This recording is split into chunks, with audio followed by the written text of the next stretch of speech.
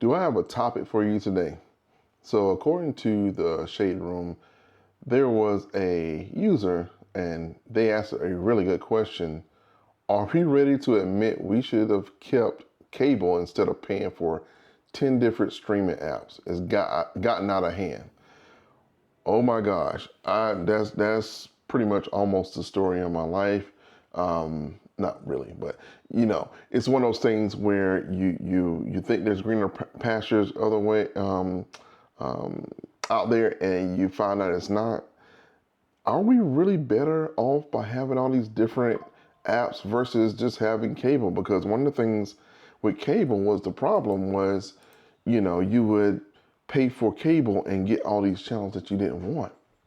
So now we get the channels that we want, but they're costing just as much or even more. And then there are more apps coming out and you can't get the content without the app. So are we really in a better place, or is it just, we ended up jumping out of the frying pan into the fire?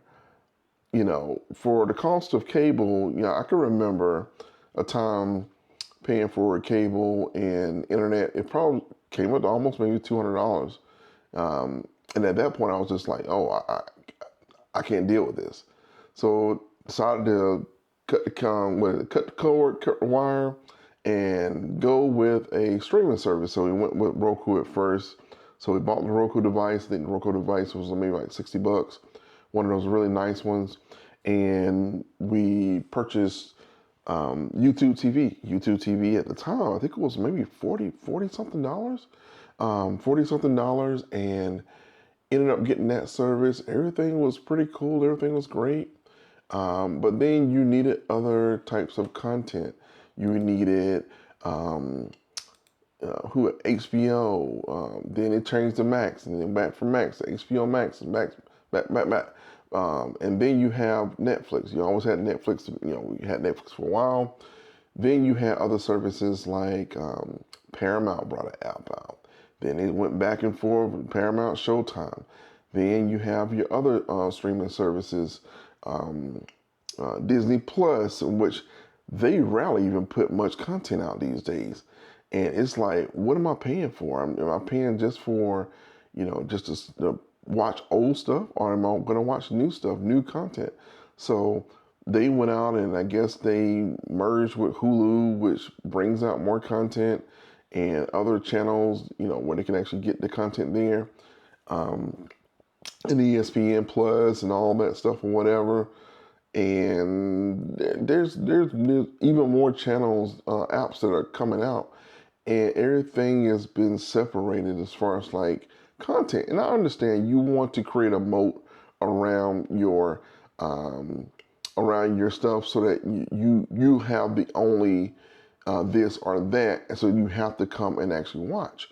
But as a consumer, we have to make a decision on, hey, am I going to keep this app? Is it even worth the $10? Or, it's going up $11.99, $13.99. Some of them, with Netflix, even more than that.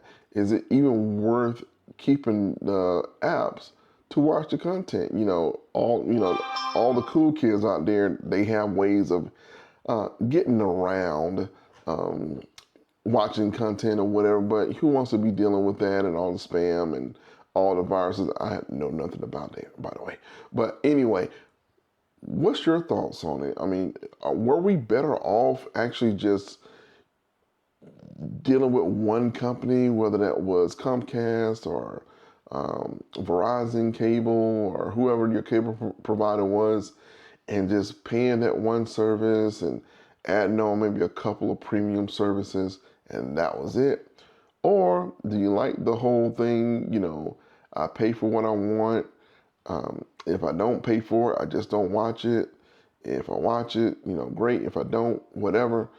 Which one do you actually like? Which would you rather have? Make sure you put in the comments what your thoughts are on that question. And that was a doozy. So, yeah, let's talk about it.